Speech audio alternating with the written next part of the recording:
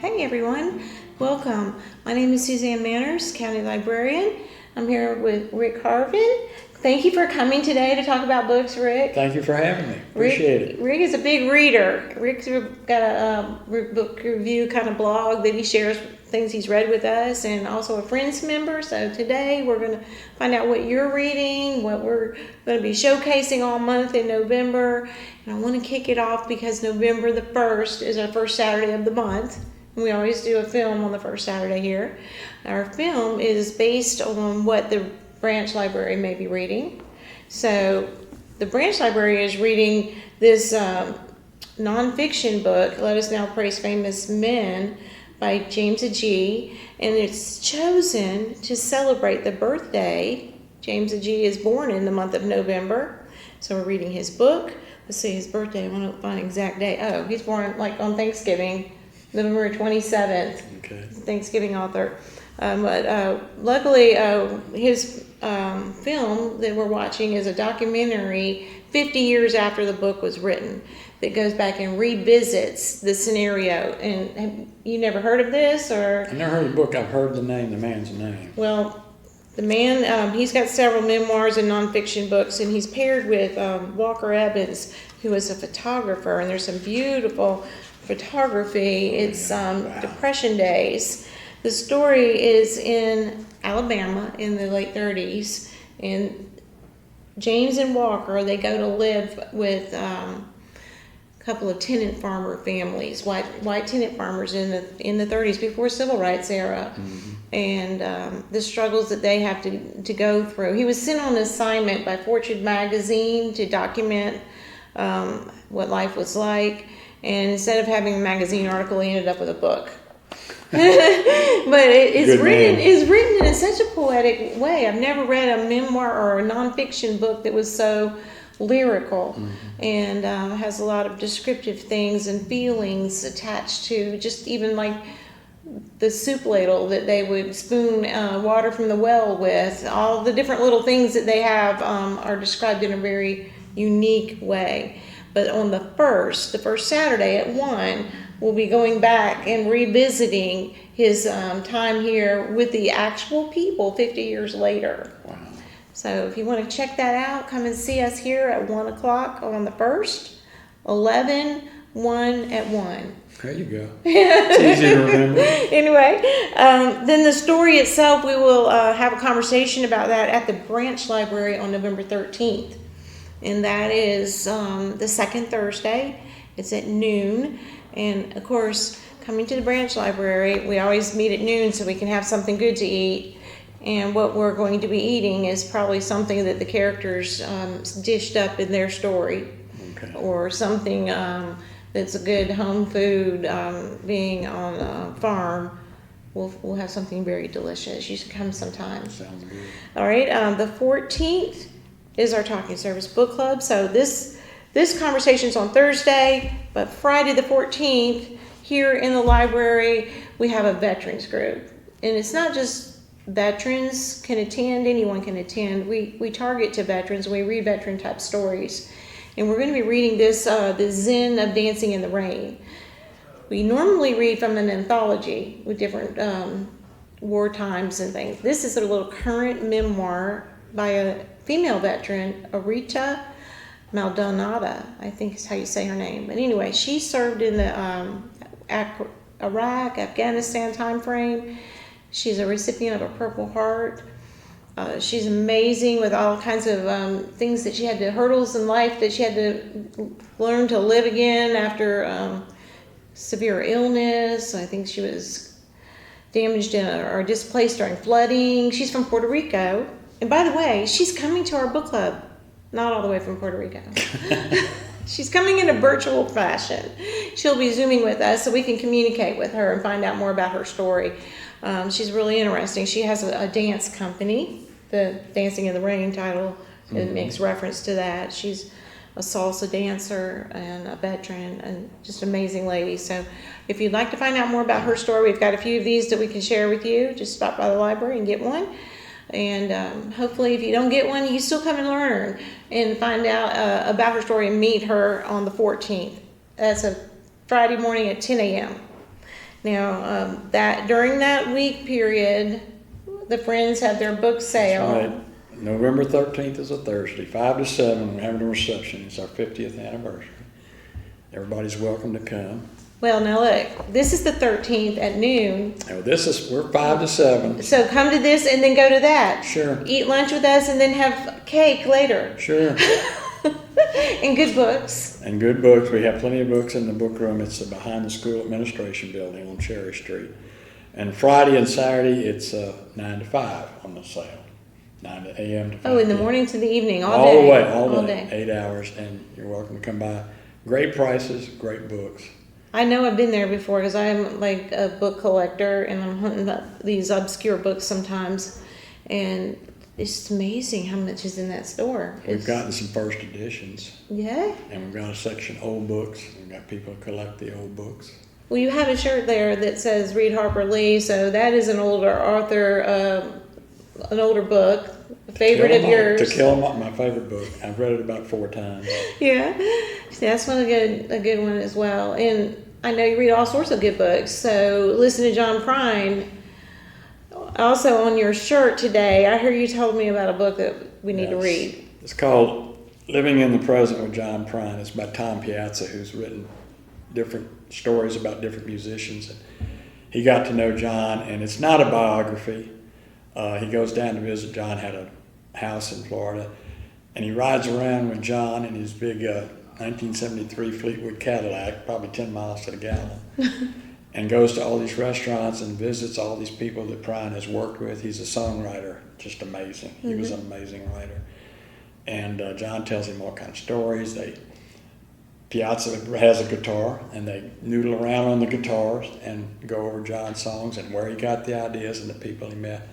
And my favorite quote, a writer from Rolling Stone called John Prine the Mark Twain of American songwriters. And True. I think I agree with that. It hits. But the book is funny, and it's illuminating, and John has all kinds of stories he's told and people he's worked with. And if you've never heard John Prine, the voice is not the prettiest, but the lyric.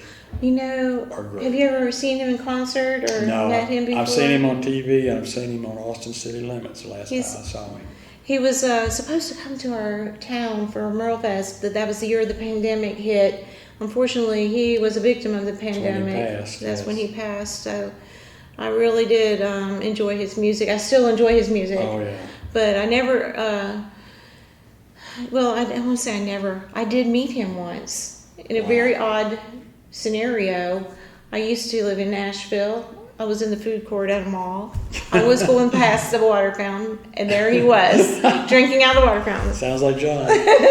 But he has a song about veterans. Do you remember Sam Stone? Yeah. That's a sad song. It's real sad, but yeah. Well, November is a month of veterans topics, and I just want to mention to your shirt because we're talking about all these good books, and John Prine is a favorite artist of mine as well. Yes. And then you read another book that was somewhat military related. Yeah, there was a book by an author named Garrett Graff, and it's called The Devil Reached Toward the Sky, and it's about the development of the atomic bomb all the way back from 39 and 40 up through and past Hiroshima and Nagasaki. And the whole book is quotes, anecdotes from all the people involved. The military folks, Oppenheimer, who has been called the father of the A-bomb, and they even talked to descendants and people who were in Hiroshima and Nagasaki and survived. That's so scary. And it's got quotes, little blocks, and the author Graff puts in a little note here and there, but it's almost all people discussing the development bomb, and he had to do a phenomenal amount of research to find all these anecdotes.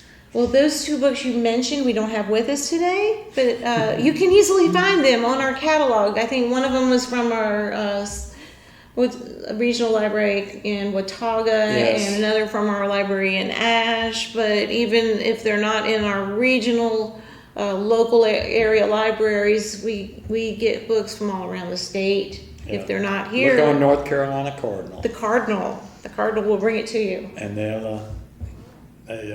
come out van or whatever, and in transit, I get on my list a lot. Yeah. So that means at least they know that I've requested. It's on the way, and it will call you as soon as it arrives. Yes. As far as the atomic bomb, I wonder, was Tom Paxton quoted in that book? Do you know Tom Paxton? I don't. Yeah, I know Paxton is focusing. I don't remember, but there were people I'd never heard of. Well, he has a quote: "Peace to the world, or the world in pieces."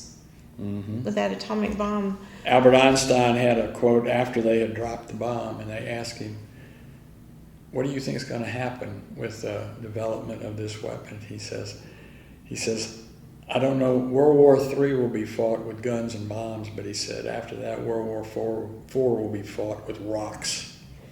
There won't be any. There won't be any intelligent life life if we after keep that. using the A-bomb."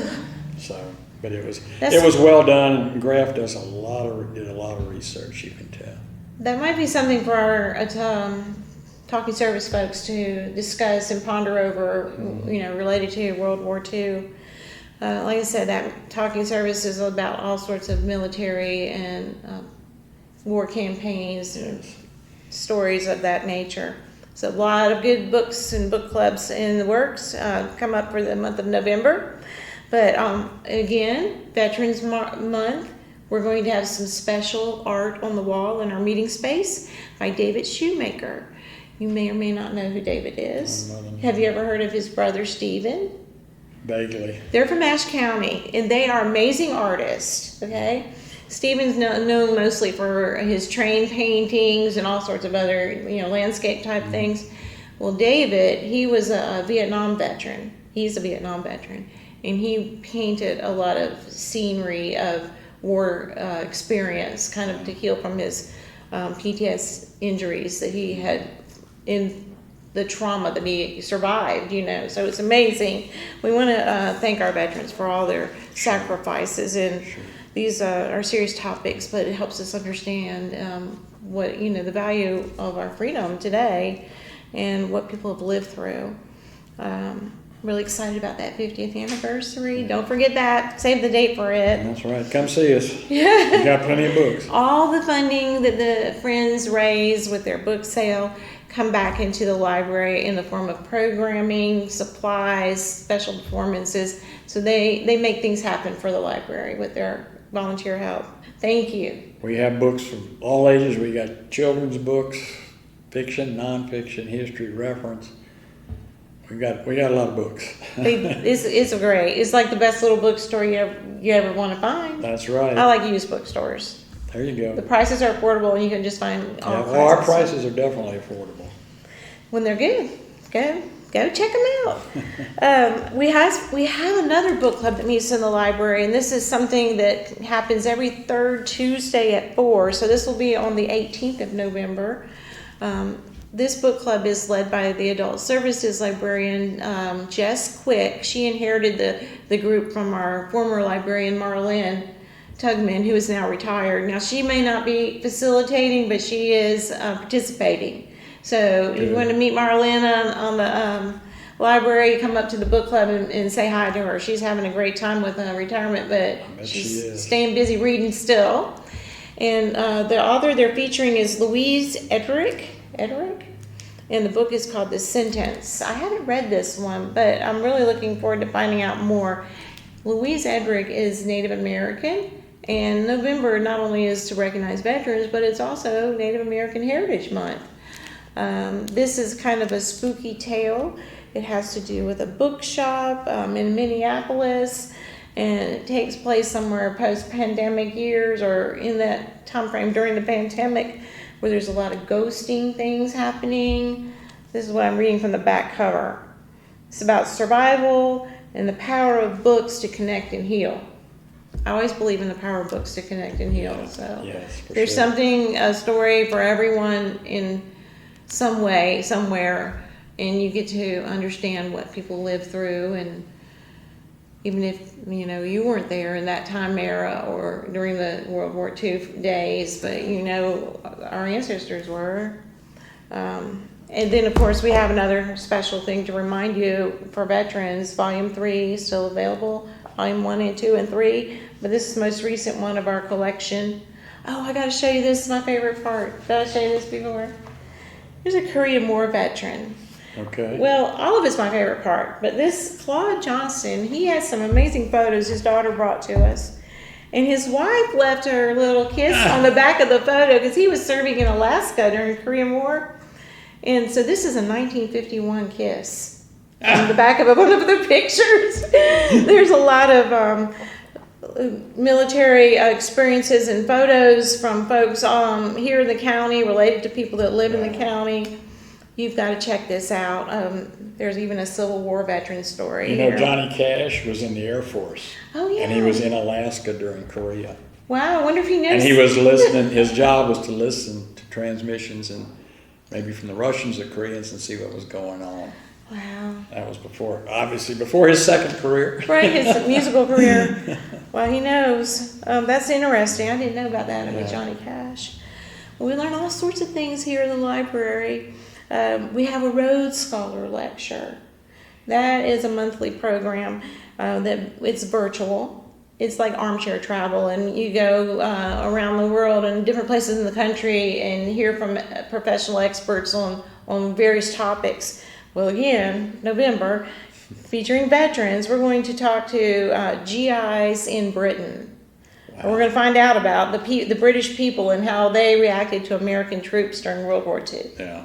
So check it out. That's going to be on November 17th. That's at 1 o'clock here in the library. I said I would go in order. So Rhodes Scholar on 17th, which is a Monday, and the sentence on Tuesday the 18th, and this is at 4 o'clock. It's too bad nothing's going on in November. A lot. There's always so many books. We're always talking about there's so many books and I don't have time to read them all, but one of the best important things about reading to me is hearing what people think about it and having those conversations about the stories. Sure. So that leads me to your next feature there by Richard Bachman. Tell us, some people may not realize who Richard Bachman is. Richard Bachman was the name Stephen King wrote under before he became Stephen King, I guess. He was trying to sell his stories, and he sold a few under the name Richard Bachman. There's one called Thinner, they made a movie of. There's one called The Long Walk, which was just out as a flick. And this one I had never heard of. We got a catalog from an outfit called Hamilton Booksellers, an old-fashioned catalog, not on the computer. And I saw this title, and it was called Roadwork by, well, Stephen King. You can see the name is up, but originally it was Richard Bachman. And I'd never heard of it. And I thought this might be a reissue of something I'd already read. And I looked at it again, so I invested $7.95 and sent off for it. And it was something I'd never heard of, never read. It's copyrighted 1981. And on the cover you can see it says 45th Anniversary Edition. They have reissued it. And it's not a horror story. It's about a fellow up in New England, and there's a shock for Stephen King. Right. And things are crashing down around him, and he's getting more and more angry. And he's going to do something, and he's fighting the system. They're building a road, and they're going to take his neighborhood, knock down his house. And he's getting more and more angry, and how it winds up, I won't tell you, but it's not a Cinderella story. Oh no, Stephen King, he's got some. And it's very brutal, and I was about to say brutal. It's set in the 70s, so there's no internet, and the references I can appreciate growing up in that era about cars and gasoline and prices of things and what you could get and not get, and have to go to a payphone. There was no such thing as a cell phone. No, right?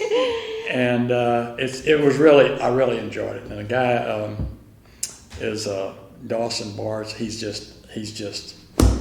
He's like every man. But is that the character, Dawson? Yeah, Dawson. He's the main character. Well, I know that's your book, but we probably can find that book in our library for you to borrow if you're interested in reading it. And Bachman, you can see his craft when he was just starting out. You can see the development of Stephen. This might be kind of related. Joe Hill. That's his son. He has a new one out called Sorrow King. I'm on the list for that. So they have all these pseudonyms. Yeah. Sure. Well, Joe didn't want everybody's saying, you're trading on your dad's name. And he's written several books, horror books, but his style is different from his dad. And you'll see that if you read any of his books. They're really spooky.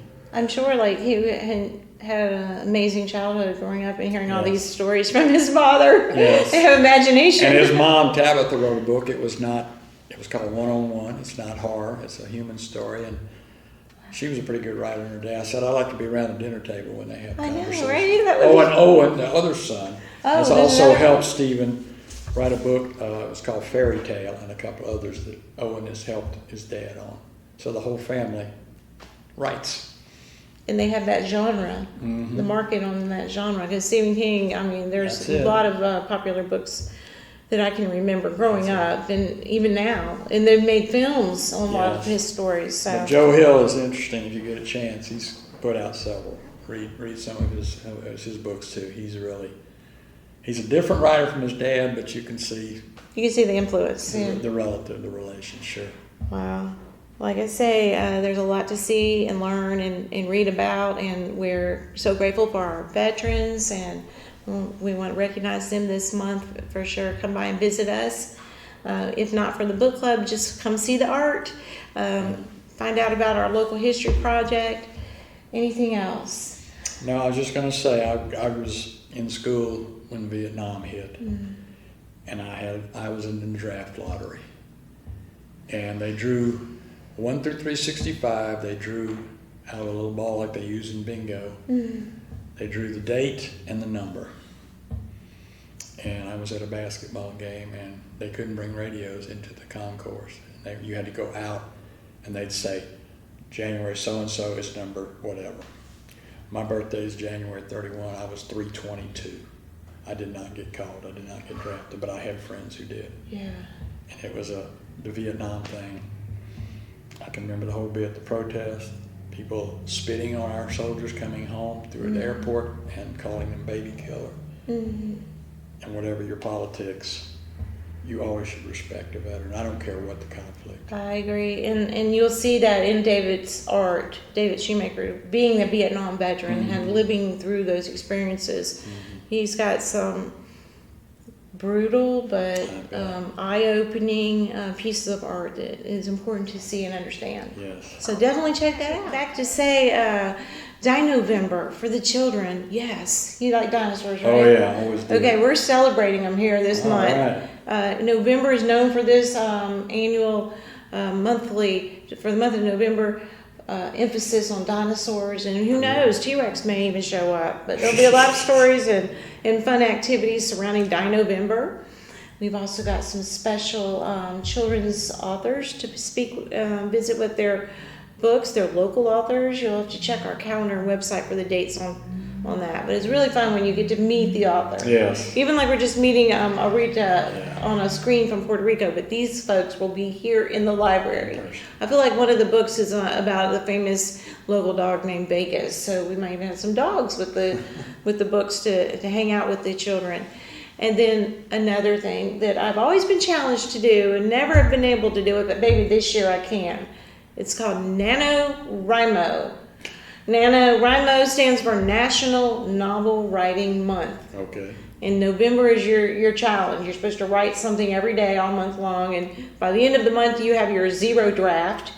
That means you have the whole following rest of the year to go, and the following year to edit and craft it into its professional first draft format. The 0 draft is important. Just basically get the words out. Well, we're not going to challenge you to go into stress mode and to write an entire novel, but it could be a little bit stressful. But use your creativity and come up with your novel in 3 sentences. Can you write a story in 3 sentences? Could do that. It's too You short. got to have the place, the character, resolution, conflict. No, this sounds like an English class. It could be about a dinosaur. It could About be anything. about anything. But just use your creativity to develop that. We like to share those on our library website. There'll be some really exciting entries, I'm sure. I'm kind of thinking in my mind, what can I think of in 3 sentences?